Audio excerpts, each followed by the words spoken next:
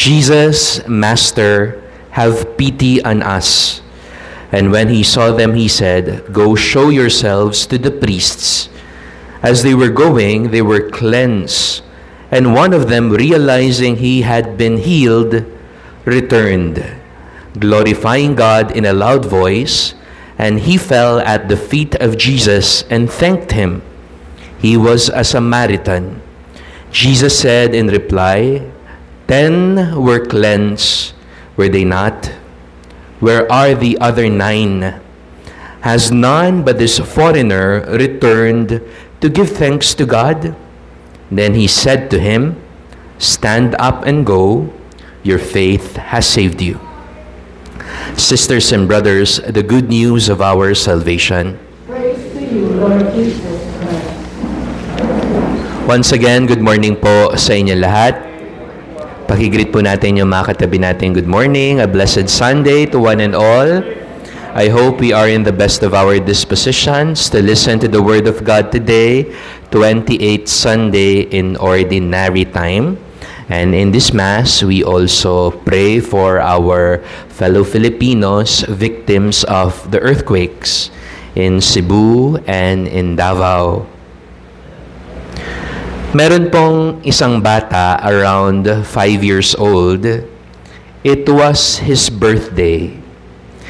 His ninang brought him a present, a brand new t-shirt. Sabi niya sa kanyang inaanak, Happy birthday, my inaanak. Nung bigay na ni ninang ang regalo, typical of a Filipino mother, sabi nung nanay sa kanyang anak, Okay anak, ninang brought you a gift. What do you say? Anong sasabihin mo? Ano pong sasabihin ng bata? But the boy said, Ninang, I prefer cash. Wais yung nanay, no? Pagturo. The overall theme of the gospel we just heard is all about gratitude. Thanksgiving. According to the story, there were 10 lepers. 10 pong may sakit sa balat. They begged Jesus, Master, have mercy on us. And on their way, the 10 lepers were healed. Lahat po ng 10 gumaling from leprosy. But out of the 10, according to the gospel, only 1 came back. At yung bumalik, siya pa yung dayuhan, a Samaritan. He alone came back to thank Jesus, to thank God. So, question for all of us. How often do we experience our prayers answered? For example, you're healed from sickness, you overcame a problem, you passed the board, you got the job, you gained the visa, you traveled and arrived safely. How often do we experience our prayers answered, but moved on too quickly after these prayers were granted?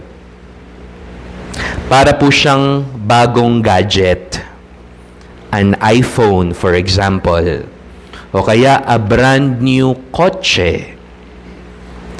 Bago mo matanggap yung iPhone o yung kotse, excited na excited ka. Pag nakuha mo na, para kang nasa cloud 9. But give it a few weeks, give it a few months, we forget how we were so excited to get that phone or to purchase the car. So today, I think, my dear sisters and brothers, Jesus is simply shaking us. Jesus is simply reminding us, don't forget, huwag kang makalimot. Pwede mo bang sabihin sa katabi mo yan? Baka may amnesia na. Huwag kang makalimot. One time, I read these words which I think are true. Ang sabi po nung nabasa ko, please don't forget that currently, you are living at least one prayer you used to pray for before. The things you have now were your prayers before. Huwag mo daw kalimutan na marami sa meron ka ngayon, marami sa kung ano ka ngayon, dati mga panalangin mo lang. That's why I hope we don't forget easily. They say gratitude is the memory of the heart. The 9 lepers were overjoyed because of the healing. Masaya sila dahil gumaling. But they forgot one thing.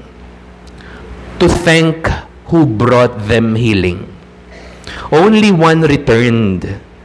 I think this person returned because he did not just remember with his mind, but with his heart. So, mga kapatid, gratitude for me is not just saying thank you. But gratitude, thanksgiving, is a way of remembering and is a way of connecting us back to the giver. Diba kapag meron kang regalo, di mo lang natatanggap yung regalo, pero naaalala mo yung nagbigay nito. The grateful leper did not just see his skin was healed from leprosy, but he saw in the end Jesus. Gratitude gave him a spiritual sight. Not just what was done for him, but who did it. Kaya siya bumalik sa Panginoon. So, yung Ebanghelyo, it gives us a silent invitation. Many receive, but few return to God.